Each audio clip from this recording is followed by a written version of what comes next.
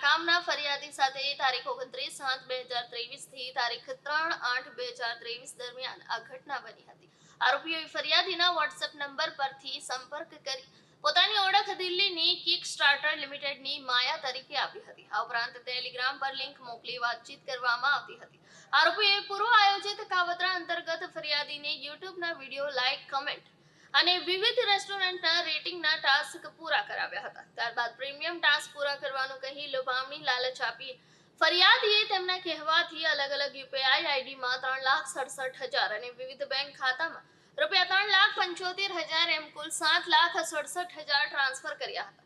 ફરિયાદીને વિશ્વાસમાં લેવા આરોપીઓએ ટુકડે કરી માત્ર 10,150 પરત કર્યા હતા। બાકીના ₹7,56,850 ના પરત ન આપતા ફરિયાદીએ છેતરપિંડીનો અહેસાસ થતા તારીખ 18/9/2023 ના રોજ સાયબર પોલીસમાં ફરિયાદ નોંધાવી હતી। આ કેસની તપાસ દરમિયાન અગાઉ સુરત અને અમદાવાદમાંથી કુલ 6 આરોપીઓની ધરપકડ કરવામાં આવી ચૂકી છે।